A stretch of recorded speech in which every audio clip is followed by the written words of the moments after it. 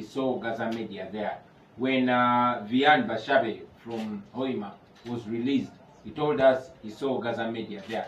Even recently, our comrade called Chimera Ibrahim, also known as Miguna, gave us information that Shakul, Sentongo, also known as Gaza media, is detained and badly tortured in CMI. Our brother Mpalani Michael was abducted on the 18th of March from Matuga, is also missing, but those that have been freed from CMI told us that they saw him there, and so is Douglas Isambu from Masaka. We continue to demand for the unconditional release of these our brothers and others that are detained unlawfully, and we continue to condemn the terrible and backward behavior of our security forces of abducting people. In the same breath, I want to demand for the freedom of our comrades, including Achileo Chivumbi, including Wakabi Grace, Mugumya Gaddafi, and others. These are detained unlawfully in Masaka. When the regime wanted to keep us in detention and to isolate me, they found ways using some of those that used to pose as our comrades to bring up bogus charges against our comrades. We demand for their release.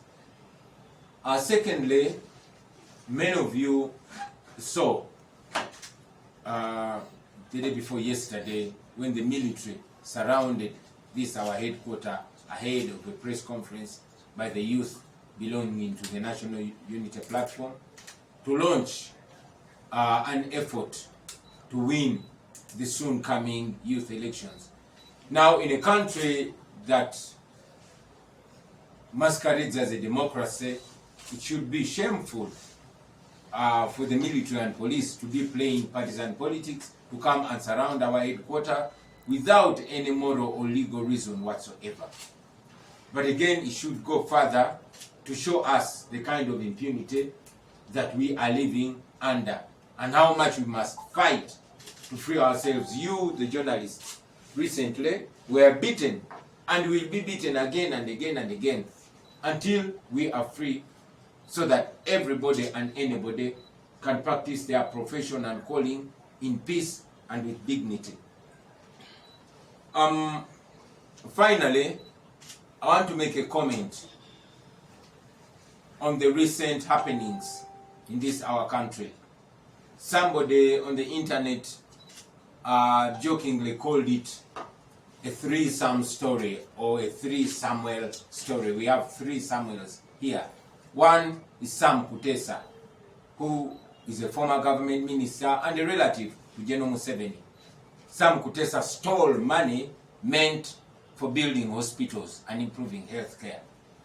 And when activists and voices of dissent raised, Sam Kutesa and his group ordered Sam Omara to crush those protests and make sure that those voices that were demanding for better health care are crushed.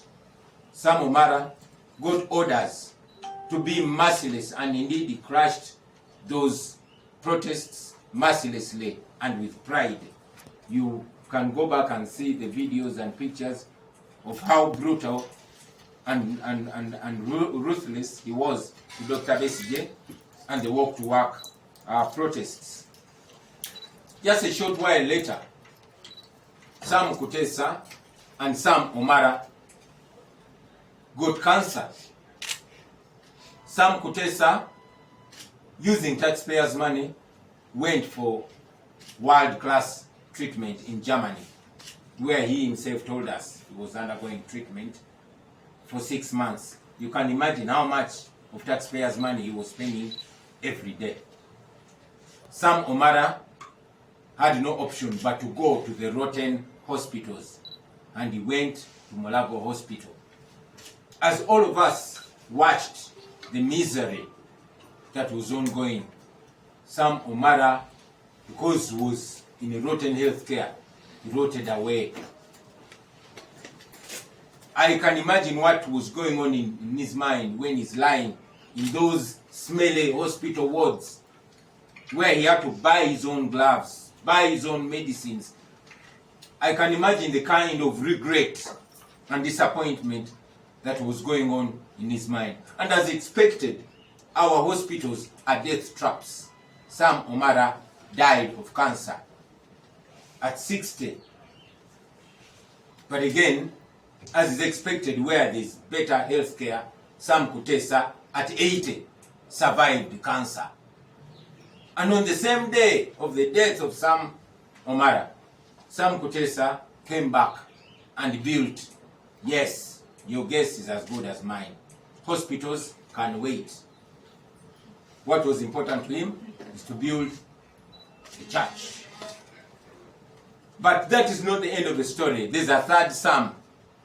This is not even a Ugandan. His name is Sam Leeds.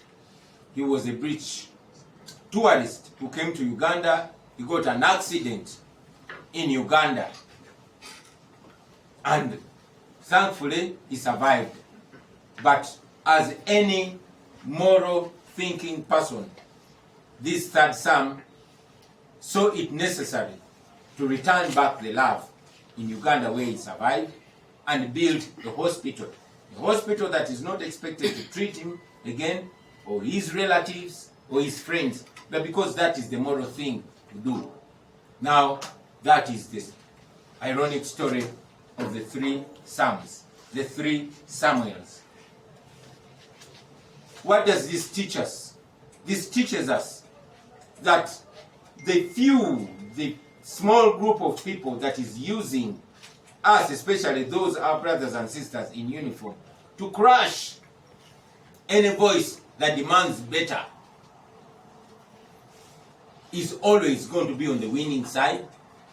And when that need for hospitals, infrastructure, or better schools arises, they will have the money they've stolen from us to go abroad for better health care. We've always been talking about it. How I wish the men and women in uniform had better or guaranteed health insurance. Maybe Sam Omara would still be alive. Or if he was to pass away, he would pass away in dignity. But unfortunately, that's how he died. May his soul rest in peace, and may the dead teach the living. Basebo ne banyabo, lero njagadde kwogera ku nsonga ssatu oba nnya. Ensonga esooka ng'etwewanisiza emitima y'Abaganda baffe abawambibwa okumukumu ennaku zino.